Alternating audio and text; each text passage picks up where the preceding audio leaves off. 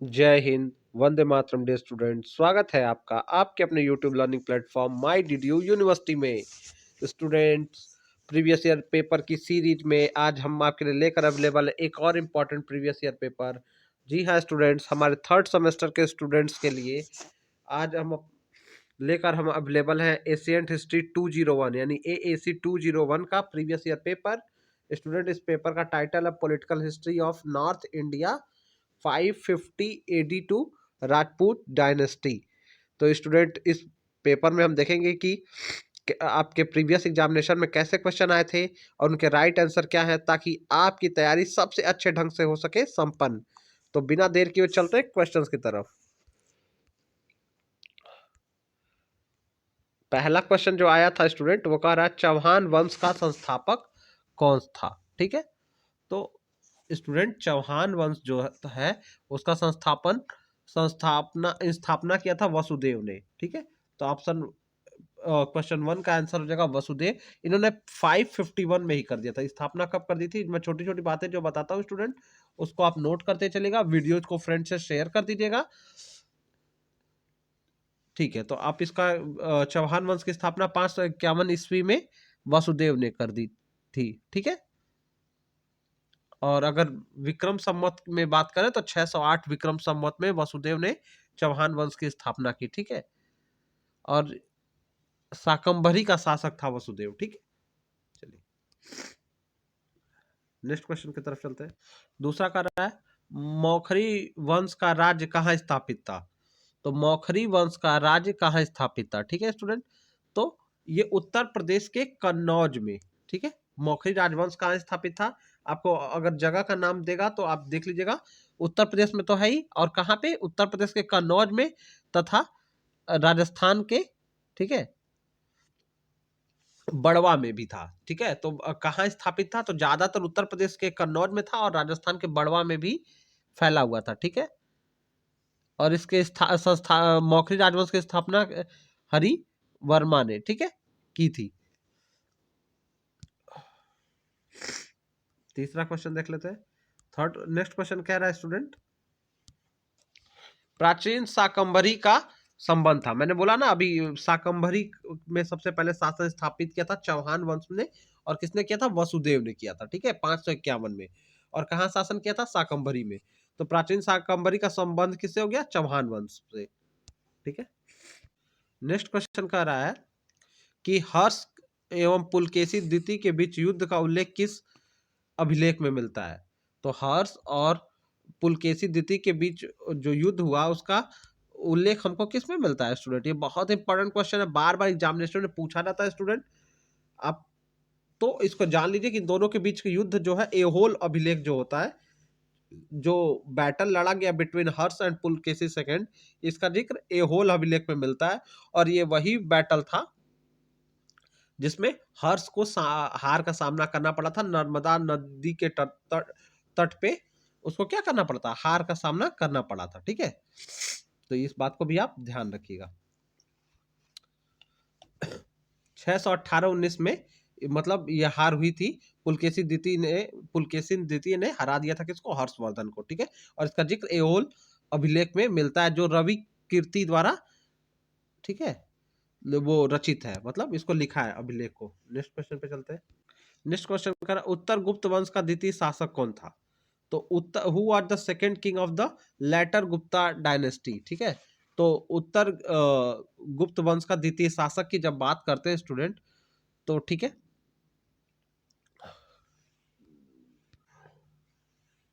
तो स्टूडेंट उत्तर गुप्त वंश जो था, या जिसको आप दूसरा गुप्त वंश कहते हैं, इसका द्वितीय शासक कौन था।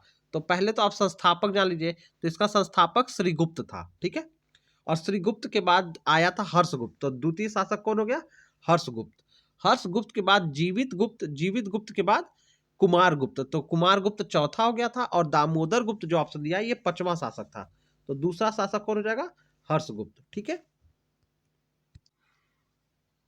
नेक्स्ट क्वेश्चन देखिए क्या कह रहा है। नेक्स्ट क्वेश्चन कह रहा है हर्षवर्धन का बांसखेड़ा अभिलेख उत्तर प्रदेश के किस स्थान से मिला है। तो ये बहुत ही इंपॉर्टेंट अभिलेख है स्टूडेंट, और ये उत्तर प्रदेश के किस स्थान से मिला है। तो ये मिला है, जो हर्षवर्धन का बांसखेड़ा इंस्क्रिप्शन है या अभिलेख है, ये उत्तर प्रदेश के शाहजहांपुर से मिला है। ठीक है, तो इसका राइट आंसर होगा सी, शाहजहांपुर। ठीक है, ओके। ये क्वेश्चन तो काफी आसान आया था, 7वां, कि संयोगिता किसकी पुत्री थी। तो स्टूडेंट इसका आंसर तो आपको ही पता है कि ये किसकी पुत्री थी, जयचंद की पुत्री थी। ठीक है, अगला प्रश्न क्या कह रहा है, who propose the theory of foreign origin of Rajput, यानी राजपूतों के विदेशी उत्पत्ति का सिद्धांत किसने दिया। तो किसने कहा, तो स्टूडेंट राजपूतों को बताया कि ये भारत के नहीं है, ये विदेश से आए हैं। जो सिद्धांत दिया, ये एकमात्र सिद्धांत कर्नल जेम्स टार्ड ने दिया, जो पूरी तरह से सही नहीं था, लेकिन उन्होंने ही सबसे पहले इस सिद्धांत को दिया था। तो कर्नल जेम्स टार्ड ने इनके बोला कि राजपूतों की उत्पत्ति मतलब ये भारत के नहीं है, ये विदेशों से आए हुए हैं। तो कर्नल जेम्स टार्ड ने जो है राजपूतों के विदेश उत्पत्ति का सिद्धांत दिया। अगला प्रश्न देखते हैं, फाहयान का अर्थ है। नेक्स्ट क्वेश्चन क्या कर रहा है, फाहयान का क्या अर्थ है। तो स्टूडेंट जो फाहयान है, फा और धनयान से बना हुआ है। ठीक है, तो फा मतलब होता है धर्म और हियान मतलब होता है आचार। फा धन हियान। ठीक है, फा पहला शब्द है फा, फिर हियान। ठीक है, इससे दो शब्द से मिलके बनता है फाहयान, जो नाम रखा गया था जो यात्री भारत आया था। तो फा का अर्थ होता है धर्म, और हियान मतलब होता है आचार्य, यानी धर्म का जो आचार्य हो। तो धर्म के आचार्य को धर्माचार्य या धर्म गुरु कहते हैं। ठीक है, तो फाहयान का मीनिंग हो जाता है धर्म आचार्य या धर्म गुरु। ठीक है, तो ऑप्शन ए हमारा राइट होगा। अगला क्वेश्चन कर रहा है हर्ष का संपूर्ण राज विभक्त था किसमें। तो स्टूडेंट हर्ष का जो संपूर्ण राज्य था, उसकी विभक्ति की इकाई क्या थी, भुक्ति। ये इंपॉर्टेंट क्वेश्चन है, बार बार रिपीट किया गया है। तो the entire kingdom of Harsha was divided in भुक्ति। ठीक है, तहसील वो तहसील में नहीं था, जैसे तहसील और जनपदों का जिक्र है, लेकिन जनपद को वहां पे जनपद और तहसील नहीं किया कहा गया है। ठीक है, तो भुक्ति में वो था। ठीक है, तो ऑप्शन ए आप इसका राइट आंसर हो जाएगा कि हर्ष का संपूर्ण राज्य भुक्ति में विभक्त था। नेक्स्ट क्वेश्चन कर रहा है who are the last ruler of the Gupta dynasty, later Gupta dynasty, यानी बाद के गुप्त वंश का, यानी परवर्ती गुप्त राजवंश का अंतिम शासक कौन था। तो परवर्ती यानी जो लैटर गुप्ता पीरियड है स्टूडेंट, तो गुप्त वंश का अंतिम शासक तो किसको मानते हैं, हम विष्णुगुप्त को मानते हैं। बस गुप्त रहता तो विष्णुगुप्त के साथ जाते, लेकिन ये बोला है परवर्ती यानी लैटर गुप्ता डायनेस्टी। ठीक है, तो इसका अंतिम शासक कौन था, जीवित गुप्त द्वितीय। ठीक है, तो जीवित गुप्त को मानते हैं, जीवित गुप्त द्वितीय। ठीक है, ये था उत्तर जो आप कह सकते हैं कि परिवर्ती गुप्त राजवंश का अंतिम शासक। ठीक है, नेक्स्ट क्वेश्चन का ईशान वर्मा की माता कौन थी। तो ईशान वर्मन की माता का नाम क्या था स्टूडेंट, इनका नाम प्रभावती था। ठीक है, तो ईशान वर्मा की माता का नाम क्या था, प्रभावती था। ऑप्शन सी आपका राइट हो जाएगा, प्रभावती। अब अगला प्रश्न क्या कह रहा है कि मौखरियों का मूल स्थान, मौखरी कहाँ से आए थे, इनका मूल स्थान क्या था। तो इसको मैंने पहले उत्तर प्रदेश में भी बताया, और ये कहाँ से आए थे, कन्नौज से। ठीक है, मैंने ये बताया कि उत्तर प्रदेश के कन्नौज से। ठीक है, तो मौखरी कहाँ से आए थे, इनका मूल स्थान क्या था, कन्नौज। चलिए नेक्स्ट क्वेश्चन देखिए क्या कह रहा है, प्रतिहार वंश का प्रथम राजा कौन था, प्रतिहार वंश का प्रथम राजा। ठीक है, तो नागभट्ट प्रथम। ठीक है, जो first king of Pratihara dynasty, Nagabhata प्रथम was the first king of Pratihara dynasty. 730 से लेकर 760 के आसपास ये था। ठीक है, 730 से लेकर 760 के आसपास का था। स्टूडेंट हमारे चैनल पे आपके और भी प्रीवियस ईयर पेपर अपलोडेड है, तो उसको भी आप जाके देख सकते हैं, सारे सब्जेक्ट्स के हैं। और ये 2024 का प्रीवियस ईयर पेपर है स्टूडेंट, 23-24 का, इसके पहले का भी प्रीवियस ईयर पेपर हमारे चैनल पे अपलोड है। तो आप ये थर्ड सेमेस्टर की प्लेलिस्ट में भी जाके उसको देख सकते हैं। और अगर आप कमेंट करेंगे तो मैं दोनों वीडियो को क्लब करके मिला के एक मास्टर वीडियो बना दूंगा, तो आप उसके लिए मुझे कमेंट करके बता सकते हैं आप किस कॉलेज से वीडियो देख रहे हैं स्टूडेंट, ये भी आप हमें कमेंट कर सकते हैं। साथ ही साथ आप हमारा व्हाट्सएप और टेलीग्राम ग्रुप भी ज्वाइन कर सकते हैं। तो प्रतिहार वंश का प्रथम राजा क्या था? नागभट्ट प्रथम। चलिए अगला क्वेश्चन पे देखते हैं। नेक्स्ट क्वेश्चन कर रहा है वर्धन साम्राज्य की प्रथम राजधानी। ठीक है, तो वर्धन साम्राज्य की जो प्रथम राजधानी की जब बात आती है तो ये क्या थी? थानेश्वर थी। क्योंकि आपको पता होगा प्रभाकर वर्धन के दो पुत्र राजवर्धन और हर्षवर्धन, और एक बेटी थी जिसका नाम राजश्री था। ठीक है, तो राजवर्धन थानेश्वर में से अपनी सत्ता चला रहे थे और हर्षवर्धन कन्नौज से चला रहे थे। ठीक है, और इनके मरने के बाद जो है हर्षवर्धन, राजवर्धन के मरने के बाद हर्षवर्धन ने अपनी राजधानी को क्या कर दिया था? कन्नौज ही पूरी तरह से बना दिया था। तो प्रथम राजधानी क्या थी? थानेश्वर थी। ठीक है, और वर्धन साम्राज्य की, और थानेश्वर पे सबसे पहले राज्य कौन कर रहा था? हर्षवर्धन के बड़े भाई राज्यवर्धन, जिसकी मृत्यु शशांक ने मतलब इनका क्या कर दिया था? हत्या कर दी थी। अब देखिए अगला प्रश्न है शशांक उपासक था किसका? तो शशांक उपासक था शिव का। ठीक है, उपासक था शिव का। ठीक है, तो शिव मतलब शिव को मानता था। उपासक कितना उपासना करता था ये तो पता नहीं है। ठीक है, तो शशांक उपासक था शिव का। अगला क्वेश्चन की तरफ आ गए, तो अगला क्वेश्चन कर रहा भास्कर वर्मा कहाँ का शासक था? ठीक है, तो 17वां क्वेश्चन कर रहा भास्कर वर्मा कहाँ का शासन था? तो इंपॉर्टेंट क्वेश्चन है स्टूडेंट, ये कामरूप का था। ये कामरूप का शासक था। स्टूडेंट ये सारे क्वेश्चन के आंसर एकदम दिमाग में फिट कर लीजिएगा। आपको 5 से 7 क्वेश्चन प्रीवियस ईयर पेपर से मिलने वाले हैं, सेम टू सेम, उससे ज्यादा ही मिलेंगे, कम तो नहीं मिलेंगे। तो भास्कर वर्मा शासक था कामरूप का। ठीक है, 18वां क्वेश्चन कर रहा है वर्धन वंश के किस शासक ने सर्वप्रथम महाराजा अधिराज की उपाधि धारण की? Who took the title of Maharaja Adhiraj for the first time in Vardhan dynasty? तो वर्धन डायनेस्टी में यानी वर्धन साम्राज्य में किसने महाराजा अधिराज की उपाधि धारण की? तो सबसे पहले जो धारण किया वो प्रभाकर वर्धन ने किया। ठीक है, तो उसको सबसे पहले किसने धारण किया? प्रभाकर वर्धन ने ही किया। ठीक है, बाद में हर्षवर्धन और ये लोगों को भी मिला है। तो सबसे पहले किसने धारण की? तो प्रभाकर वर्धन ने ही किया। ऑप्शन ए आपका राइट हो जाएगा। अब अगला प्रश्न बोल रहा है शशांक की राजधानी थी। तो स्टूडेंट शशांक की राजधानी क्या थी? कर्ण सुवर्ण थी। ये तो बहुत आसान क्वेश्चन है, और आप चीजों को अच्छे से, कर्ण सुवर्ण ही शशांक की क्या थी? राजधानी थी। अगला प्रश्न कह रहा है कादम्बरी का लेखक कौन था? तो कादम्बरी किसकी रचना है? बाण भट्ट की। ठीक है, ये बाण भट्ट की रचना है कादम्बरी। ठीक है, और माना जाता है कि बाण भट्ट ने कादम्बरी को लिखना शुरू किया था, लेकिन खत्म किया था इनके पुत्र भूषण भट्ट ने। ठीक है, तो ये भी थोड़ा सा याद रखिएगा। ठीक है, और हर्ष के ये कवि थे, हर्ष के ये दरबारी कवि थे। नेक्स्ट क्वेश्चन कह रहा है गौड़ राजा शशांक किस धर्म का विरोधी था? तो जो गौड़ था राजा शशांक किस धर्म का विरोधी था? तो ये क्लियरली इसने बौद्ध स्तूपों को तोड़ा था, और ये बौद्ध धर्म का क्या था? विरोधी था। तो ऑप्शन बी हमारा राइट हो जाएगा, बौद्ध धर्म का। ठीक है, शशांक हेटेड बुद्धिज्म, तो बुद्धिज्म से क्या करता था? नफरत करता था। अब राजश्री पुत्री थी। देखा मैंने पहले ही आपको बता दिया कि प्रभाकर वर्धन के दो बेटे थे और एक बेटी थी। तो प्रभाकर वर्धन के दो बेटे राज्यवर्धन और हर्षवर्धन, और बेटी कौन थी?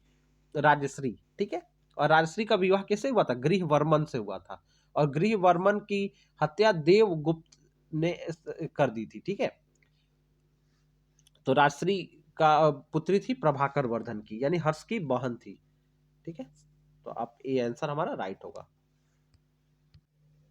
नेक्स्ट क्वेश्चन कह रहा है बाण भट्ट ने अपनी पुस्तक हूड़ हरिड़ केसरी की उपाधि किसके लिए प्रयुक्त किया है? तो अपने पुस्तक में हूड़ हरिड़ केसरी किसके लिए कहा है? ठीक है, तो हूड़ हरिड़ केसरी की जब बात आती है तो इसने ये बात किसके लिए कही है? प्रभाकर वर्धन के लिए बताई है अपनी किताब में। ठीक है, बाण भट्ट ने अपनी पुस्तक में ये बातें किसके लिए बताई है? प्रभाकर वर्धन के लिए बताई है। ठीक है, नेक्स्ट क्वेश्चन कह रहा है प्रिदर्शिका नाटक के रचयिता कौन थे? तो प्रिदर्शिका नाटक, अब ये देखिए यहाँ पे मैं कुछ और बातें बताऊंगा, स्टूडेंट नोट करेगा। तो प्रिदर्शिका नाम का नाटक हर्ष ने लिखा है। ठीक है, हर्षवर्धन ने लिखा है। हर्ष ने प्रिदर्शिका के साथ साथ प्रिदर्शिका के बारे में बता देता हूँ कि ये 4 अंकों में लिखा हुआ नाटक है, 4 भागों में बटा हुआ है, 4 अंकों में। इसके साथ ही साथ हर्ष की और रचनाएं जो पूछी जाती हैं, नागानंद, रत्नावली, प्रिदर्शिका, याद रखिएगा ये हर्ष की रचनाएं हैं। ठीक है, बाण भट्ट की नहीं है, हर्ष की रचनाएं हैं। ठीक है, तो प्रियदर्शिका किसकी रचना है? हर्ष की रचना है। वेन सांग भारत कब आया? तो स्टूडेंट वेन सांग भारत कब आया? 630 ईस्वी में आया था। वो भारत कब आया था? 630 में भारत आया था, और 15 वर्षों तक रहकर भारत में क्या किया था? अध्ययन किया था। ठीक है, तो ये भी आप याद रखिएगा, ये भी पूछ लिया जाता कितने वर्षों तक भारत में रहा है।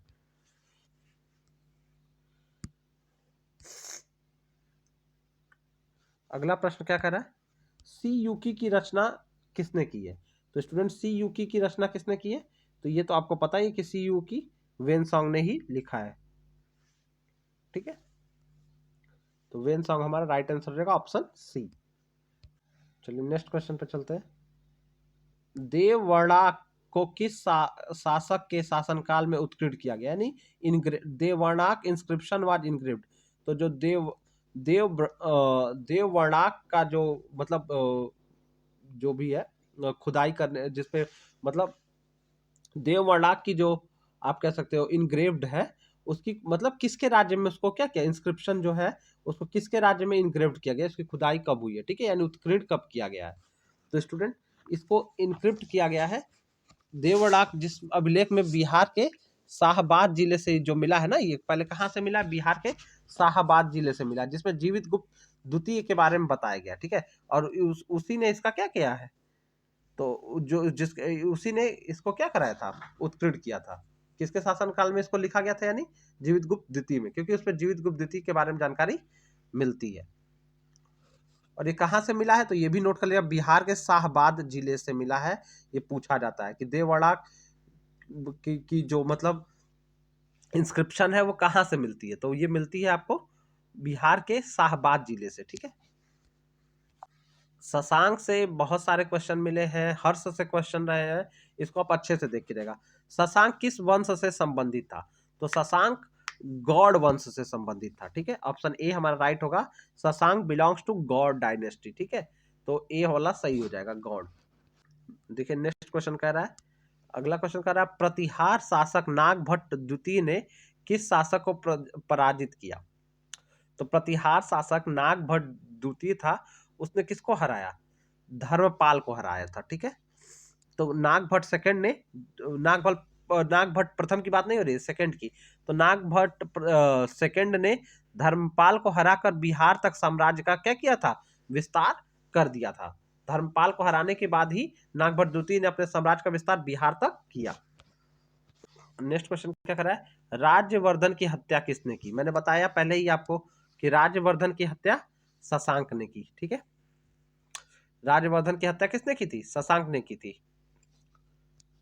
चलिए चलिए नेक्स्ट क्वेश्चन क्या कह रहा है, नेक्स्ट क्वेश्चन कह रहा है, हरहा अभिलेख किस शासक के शासनकाल में उत्कीर्ण किया गया?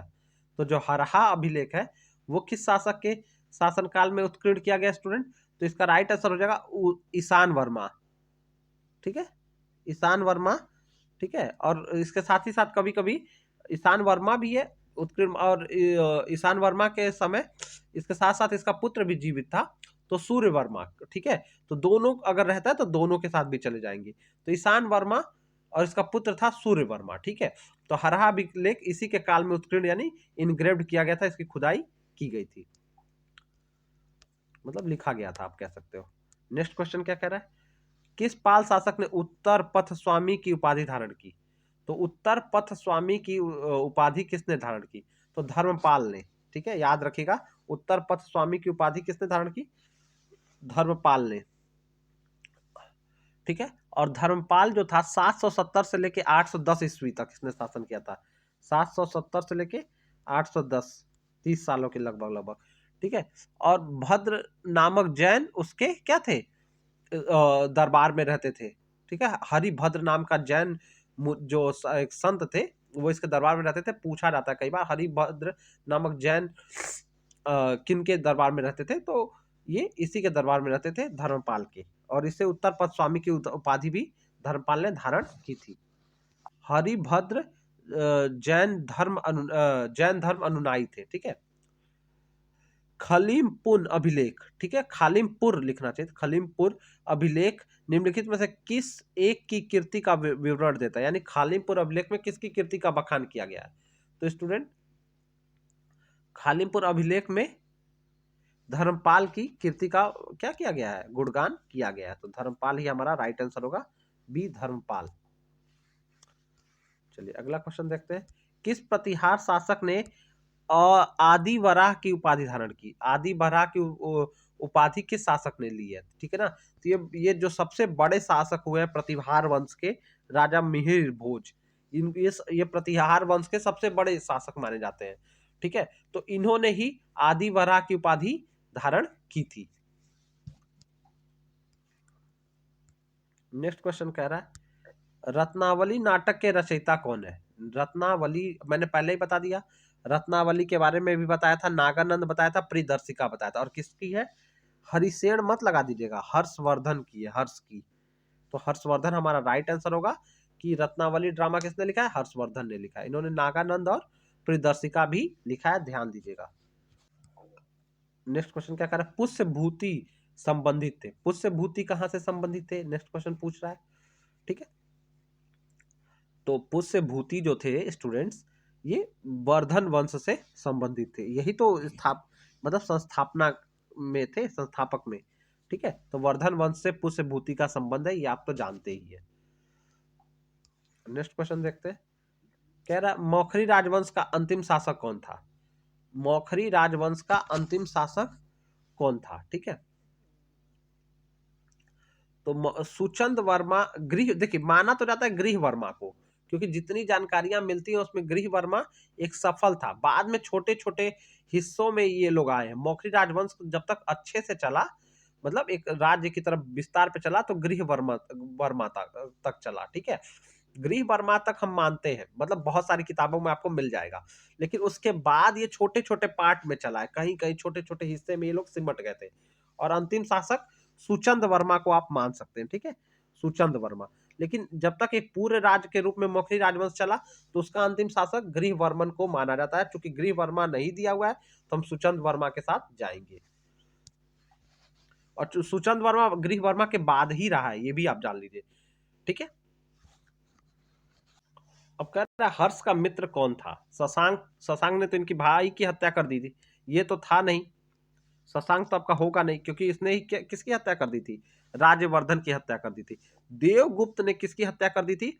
देवगुप्त भी कम नहीं था, इसने प्रभाकर वर्धन की बहन के पति, यानी राजश्री जो प्रभाकर वर्धन की पुत्री राजश्री, यानी हर्षवर्धन की बहन जो राजश्री थी, उसके पति की हत्या देवगुप्त ने की। तो ये भी मित्र नहीं था, और उसने राजश्री का क्या कर लिया था? हरण कर लिया था। तो देवगुप्त भी तो मित्र नहीं था। ठीक है, पुलकेशी के साथ तो हर्षवर्धन हार गया था। ठीक है, और भास्कर वर्मा उसका मित्र था। ठीक है, भास्कर वर्मा। ठीक है, तो राइट आंसर होगा सी, भास्कर वर्मा। नेक्स्ट क्वेश्चन क्या कर रहा है? मौखरी वंश का प्रतापी शासक कौन था?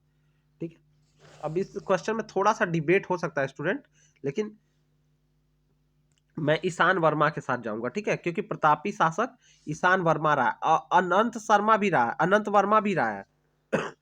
लेकिन ईशान वर्मा के साथ जाऊंगा।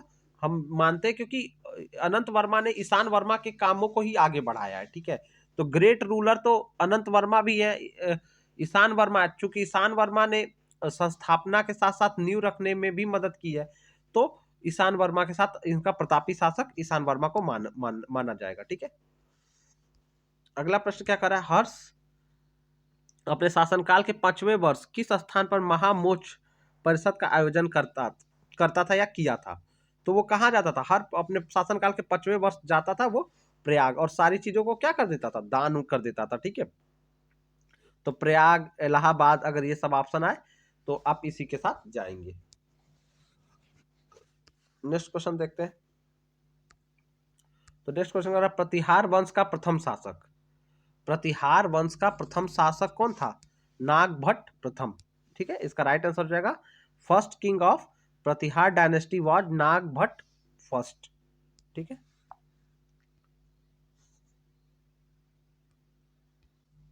अब कह रहा गौड़ राज की राजधानी, ये तो गौड़ राज किसका था? इसको अभी पहले ही क्वेश्चन में आपको क्लियर किया है, याद आ रहा है ना? तो इसकी राजधानी क्या थी? कर्ण सुवर्ण। और ठीक है, तो गौड़ राज की राजधानी क्या थी? कर्ण सुवर्ण थी। चलिए आप बताइएगा कमेंट करके कि गौड़ राज्य मतलब पे राज्य किसका चल रहा था? कौन, यानी गौड़ राज्य या कर्ण सुवर्ण का राजा कौन था उस वक्त? अगला प्रश्न, उत्तर प्रदेश में स्थित स्थान जहां हर्ष ने बौद्ध सम्मेलन का आयोजन किया था, तो उत्तर प्रदेश में कहाँ किया था? प्रयाग में किया था। ठीक है, ऑप्शन बी हो जाएगा प्रयाग। नेक्स्ट क्वेश्चन देख रहे हैं। नेक्स्ट क्वेश्चन कह रहा है, निम्नलिखित शासकों में से किसने हर्षवर्धन को पराजित किया? तो पुलकेशिन द्वितीय ने, पुलकेशिन सेकंड ने नर्मदा नदी के तट पे हर्षवर्धन को क्या कर दिया था? हरा दिया था 618 से 619 ईस्वी के आसपास। ठीक है, 618 से 19 ईस्वी के आसपास पुलकेशिन द्वितीय ने नर्मदा नदी के तट पे किसको हराया था? हर्षवर्धन को पराजित किया था। ठीक है, तो ये याद रखिएगा। और इसका जिक्र किस में मिलता है? ऐहोल शिलालेख में मिलता है, जो रवि कीर्ति ने लिखा है। अगला प्रश्न देखते हैं, मौखरी राजवंश का प्रथम शासक कौन था? तो बात करते हैं स्टूडेंट, मौखरी राजवंश का जो प्रथम शासक था वो हरिवर्मा था। कौन था? हरिवर्मा। ठीक है, तो राइट आंसर हो जाएगा हरिवर्मा। स्टूडेंट थोड़ी तबियत नहीं ठीक है, तो वॉइस में प्रॉब्लम होगी, तो कृपया थोड़ा सा एडजस्ट कर लीजिएगा। नेक्स्ट क्वेश्चन क्या कर रहा है, गृहवर्मा किस पर्वतीय गुप्त शासक के द्वारा मारा गया? यानी गृहवर्मा को किस गुप्त शासक ने मारा? ठीक है, तो गृहवर्मा को किसने मारा? मैंने पहले बताया, देवगुप्त ने मारा था। गृहवर्मा किसका पति था? ये भी मैंने आपको बताया कि ये राजश्री का पति था। ठीक है, ओके। नेक्स्ट क्वेश्चन क्या कर रहा है, महावीर चरित एवं उत्तर रामचरित किसके द्वारा लिखी गई है? तो स्टूडेंट महावीर चरित और उत्तम रामचरित को भवभूति ने लिखा है, तो ऑप्शन सी आपका राइट हो जाएगा, भवभूति। ठीक है, कंफ्यूज होने की जरूरत नहीं है आपको। अगला प्रश्न पूछा है, गौड़वाहों के रचयिता थे, तो गौड़वाहो वाज रिटन बाय, तो गौड़वाहो किसने लिखा है? तो ये लिखा है वाकपति ने। ठीक है, वाकपति। ऑप्शन आपका सी सही, ऑप्शन आपका बी सही हो जाएगा, वाकपति। ठीक है, ओके। चलिए, जो हमारा 49वां क्वेश्चन है, ये बहुत आसान क्वेश्चन है, आप सब जानते होंगे। राय पिथौरा के नाम से किसे जाना जाता है? तो पृथ्वीराज चौहान को ही राय पिथौरा कहते हैं। और पृथ्वीराज कौन से पृथ्वीराज थे? इनको पृथ्वीराज तृतीय के नाम से जाना जाता है, इन्हीं को राय पिथौरा कहा जाता है, तो पृथ्वीराज तृतीय। ठीक है, और लास्ट क्वेश्चन जो हमारे पास है स्टूडेंट, देख लेते हैं। वो कह रहा है, हर्ष को परम महेश्वर किस अभिलेख में कहा गया? तो स्टूडेंट, हर्ष को परम महेश्वर बांसखेड़ा अभिलेख में कहा गया है। ठीक है, बांसखेड़ा अभिलेख में कहा गया। कुछ लोग मधुबन में भी कहते हैं, और मधुबन में भी जिक्र इसका आया है। ठीक है, लेकिन ज्यादा सटीक बांसखेड़ा है, तो हम ए के साथ जाएंगे। ठीक है, तो स्टूडेंट, इस तरह से हमने 50 क्वेश्चन आपके लिए कवर कर दिया है। आशा करते हैं वीडियो लेक्चर आपको अच्छा लगा होगा, तो वीडियो को फ्रेंड से शेयर करना नहीं भूलिएगा।